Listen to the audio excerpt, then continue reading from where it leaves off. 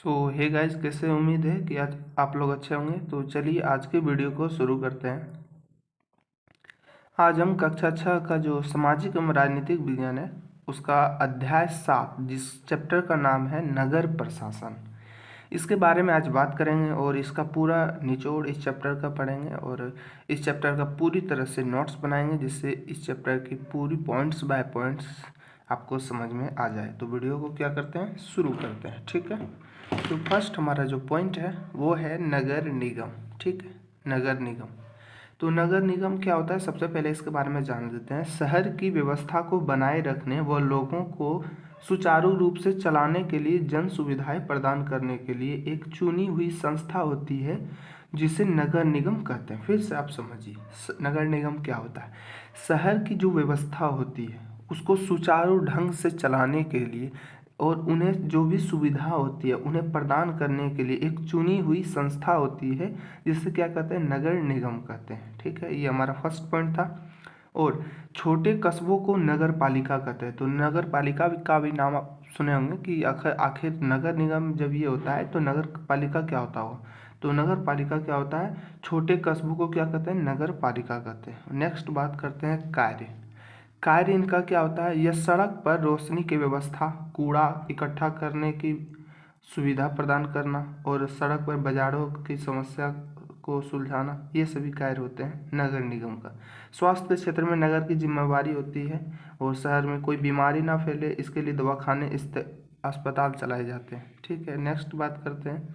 शहरों में स्कूलों की स्थापना करना, उन्हें चलाना, शहर में बाग बगीचे का रख रखाव करना, आवारा पशुओं से जनता की रक्षा करना, मृत्यु का रिकॉर्ड करना, ये सभी नगर निगम के कुछ कार्य होते हैं। ठीक है, नगर निगम किस रूप से बांटा गया है ये आप देख सकते हैं। सबसे पहले नगर निगम, सबसे पहले इसमें वार्ड होता है, फिर वार्ड पार्षद होता है, फिर चेयरमैन होता है। चेयरमैन को हम लोग महापौर या मेयर भी कहते हैं। ठीक है, उसके बाद पार्षद समितियां होती है और कमिश्नर और प्रशासनिक कर्मचारी होता है। कमिश्नर और प्रशासनिक कर्मचारी जो होते हैं ये सरकार द्वारा नियुक्त किए जाते हैं, बल्कि ये जनता द्वारा निर्वाचित नहीं होते। ठीक है, और पार्षद समितियां कई रूप में काम करती है जिससे कि यह काम अनेक रूप में बढ़ जाती है। जैसे सफाई समिति अर्थात वह शहरों को साफ करने का कार्य रहेगा, ये सफाई समिति के अधीन आएगा। शिक्षा समिति शिक्षा के अधीन, शिक्षा में किस प्रकार सुधार होना चाहिए ये सभी शिक्षा समिति कार्य करेगा। नियोजन समिति, जैसे कि कोई भी सड़क का निर्माण हो रहा है उसे फिर से रिपेयर हो रहा है तो वो नियोजन समिति के अंतर्गत आएगा। और अन्य समितियां होती है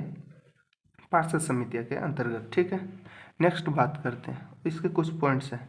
शहर को अलग अलग वार्डों में बांटा जाता है। हर वार्ड के एक पार्षद का चुनाव होता है। ठीक है, नगर निगम में कुछ निर्णय ऐसे होते हैं जो सारे शहर को प्रभावित करते हैं। ऐसे जटिल निर्णय पार्षदों के समूह द्वारा लिया जाता है। पार्षद समितियां क्या होती है, यहाँ पे आपको बताए थे। पार्षद समितियां जो होती है, पार्षद मिलकर विभिन्न समितियां बनाते हैं जो मुद्दों पर विचार विमर्श करके निर्णय लेती है। उदाहरण स्वरूप किसी बस स्टैंड को बेहतर बनाना है, किसी भीड़ भाड़ वाले बाजार को सफाई करवाना है, ये सभी पार्षद समितियां का विचार विमर्श करके मुद्दों पर कार्य करती है। ठीक है, शहर में कुछ नाले की सफाई करवानी है, पानी की व्यवस्था करवानी है, सड़क पर रोशनी की व्यवस्था करवानी है, ये सभी किसकी कार्य होती है, पार्षद समितियां ये सभी कार्य को कराती है। कहाँ पे कराती है, शहर में अर्थात नगर निगम। ठीक है, नेक्स्ट बात करते हैं। नेक्स्ट हमारा जो पॉइंट है ये है विभाग निर्माण। ठीक है, विभाग का किस प्रकार निर्माण होता है। नगर निगम में कामों को सही ढंग से चलाने के लिए कई विभागों की जरूरत पड़ती है, जैसे सफाई विभाग, स्वास्थ्य विभाग, शिक्षा विभाग, निर्माण विभाग, ये आपको बता चुके हैं। जिस प्रकार समितियां अलग अलग रूपों में नगर निगम के अधीन कार्य करते हैं उसी तरह विभाग का निर्माण होता है जिससे जैसे सफाई विभाग, निर्माण विभाग, शिक्षा विभाग ये सभी कार्य करती है। ठीक है, तो सबसे पहले बात करते हैं सफाई विभाग। शहर को साफ सफाई रखना, इसका क्या कार्य होता है, किसका, सफाई विभाग का।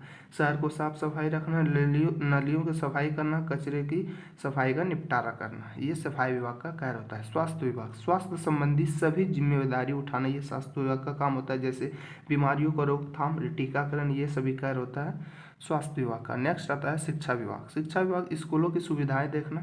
ऐसा जरूरी नहीं है कि सारे स्कूल नगर निगम के ही अधीन हो, तो ये आपको दिमाग में रखना है कि शिक्षा विभाग के अंतर्गत ऐसा नहीं होगा कि जितने भी आपके नगर निगम में जितने स्कूल होंगे वो सभी ये नगर निगम के ही अधीन आएगा, नगर निगम ही उसको कराएंगे, तो ये जरूरी नहीं है, कुछ राज्य सरकार के भी अधीन आते हैं। ठीक है। अब नेक्स्ट बात करते हैं निर्माण विभाग। निर्माण विभाग में क्या आता है? पार्क, स्ट्रीट लाइट, सड़क का निर्माण करना, रख रखाव करना, ये सभी निर्माण विभाग का कार्य होता है। अब हमारा अगला पॉइंट है इस चैप्टर का, कमिश्नर और प्रशासनिक कर्मचारी। ये आपको पहले बता चुके हैं कि ये जनता द्वारा निर्वाचित नहीं होते हैं, बल्कि ये सरकार द्वारा नियुक्त किए जाते हैं। आयुक्त और प्रशासनिक कर्मचारी सरकार द्वारा नियुक्त किए जाते हैं, जबकि पार्षद निर्वाचित होते हैं। ठीक है, ये बता चुके हैं। इसका क्या कार्य होता है? पार्षद समितियां, वो पार्षद द्वारा, मतलब जो पार्षद समितियां होती है हमारे नगर निगम में, उनके द्वारा जो निर्णय होती है उसको क्या करता है? लागू करता है। कौन? कमिश्नर और प्रशासनिक कर्मचारी। निर्णयों को क्रियान्वयन करता है, जो निर्णय लेता है उसे लागू करना किसका काम होता है? कमिश्नर और प्रशासनिक कर्मचारी होता है। सभी पार्षद मिलकर एक परिषद बनाते हैं। सभी वार्ड परिषद अपने अपने विशिष्ट जरूरतों को परिषद के सामने रखती है। परिषद के सदस्य मिलकर एक बजट का निर्माण करते हैं। बजट में वर्ष भर के कार्यों का आय व्यय का ब्यौरा होता है। आय व्यय मतलब कितना इनकम, कितना खर्च होगा, ये सभी ब्यौरा किस में होता है? बजट में होता है। ठीक है, वर्ष भर का। परिषद के सभी निर्णयों का प्रशासनिक कर्मचारी लागू करते हैं। परिषद जो भी निर्णय लेंगे वह कौन लागू करेगा? प्रशासनिक कर्मचारी लागू करते हैं और उसे क्रियान्वित करते हैं। आय में क्या आ जाएगा? उसके इनकम कैसे होता है ये सभी को? तो कर लगाकर इसे इनकम होता है। सरकार द्वारा कुछ अनुदान दिया जाता है जिसके द्वारा आय इनकम होता है। उसके बाद जनता द्वारा दान दिया जाता है। ये 3 माध्यम है जिसके द्वारा ये इनकम होता है। ठीक है, नेक्स्ट बात करते हैं इसी अध्याय का नेक्स्ट पॉइंट हम बात करते हैं, नगर निगम को पैसा कहाँ से मिलता है। ये भी आपको जानना चाहिए, क्योंकि नगर निगम जब इतने कार्यों को करता है तो इसे पैसा कहाँ से मिलता है। इतने सारे काम को करने के लिए बहुत सारा पैसा चाहिए। नगर निगम ये राशि अलग अलग तरीकों से इकट्ठा करती है।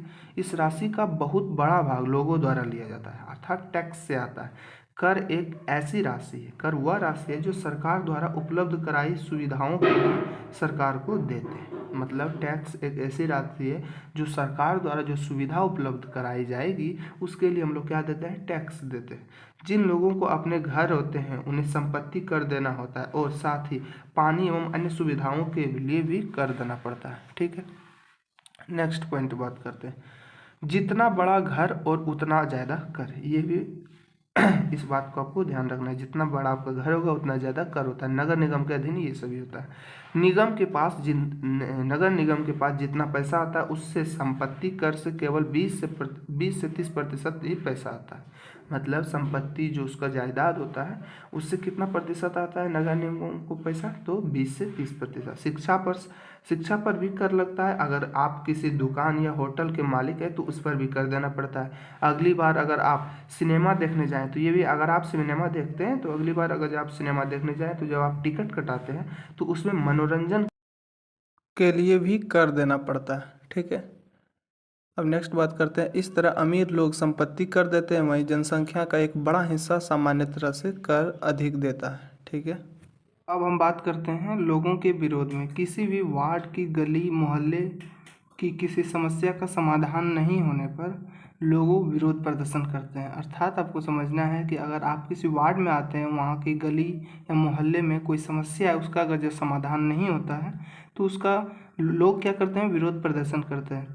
पार्षदों के घरों का बाहर धरना देते हैं, नगर निगम कार्यालय जाते हैं, अर्जी लगाते हैं, जिसमें सभी व्यक्ति का हस्ताक्षर होते हैं। ये सभी इस माध्यम से लोग क्या करते हैं? विरोध करते हैं। समस्या का निदान पार्षद और आयुक्त मिलकर करते हैं। अगर जो समस्या है तो उसका निदान किस प्रकार होता है? समस्या का निदान पार्षद और आयुक्त मिलकर करते हैं। उदाहरण के लिए अगर आप कक्षा 6 का क्लास 6 का अध्याय 7 जिसका चैप्टर का नाम है नगर का प्रशासन, उस किताब को पढ़ेंगे तो उसमें आपको मिलेगा कि गंगाबाई मोहल्ले की सफाई के लिए विरोध प्रदर्शन कर रही है। ठीक है, नेक्स्ट बात करते हैं, अंतिम पेज अप है। ठीक है, इसके बारे में बात कर लें। कॉन्ट्रैक्ट रोजगार क्या होता है? कॉन्ट्रैक्ट रोजगार हाल ही के समय में पैसा को बचाने के लिए कई नगर निगमों ने कचरा उठाने और उसे ठिकाने लगाने के लिए निजी ठेकेदार रख लिए गए हैं। उसको निजीकरण करते हैं। निजी ठेकेदार का मतलब होता है कि वह ठेकेदार सरकारी नहीं होगा, निजी होगा, मतलब प्राइवेट रूप से वह ठेकेदार काम करता है। इसका मतलब है कि जो काम पहले सरकारी कर्मचारी करते थे वह काम अब निजी कंपनियां करती है। ठीक है, नेक्स्ट, निजी ठेकेदार जिन मजदूरों को कचरा जमा करने और उठाने का काम लगाते हैं, निजी ठेकेदार जिन मजदूरों को कचरा जमा करने और उसको ठिकाने का काम लगाते हैं उन्हें बहुत कम पैसा मिलता है, कम पैसा देता है, और उन मजदूरों को नौकरी अस्थायी होती है, मतलब अस्थायी नहीं होती है कि नौकरी आज मिलेगी या नहीं मिलेगी, कल किसी और से, परसों किसी और से, जो कम पैसा में कर देता है। ठीक है। और अब बात करते हैं सूरत शहर की। सूरत शहर में गंदगी से बीमारी का प्रकोप देखने को मिला है। 1994 में सूरत शहर में एक भयंकर प्लेग नामक बीमारी फैला था। सूरत भारत का सबसे गंदा शहरों में से एक था।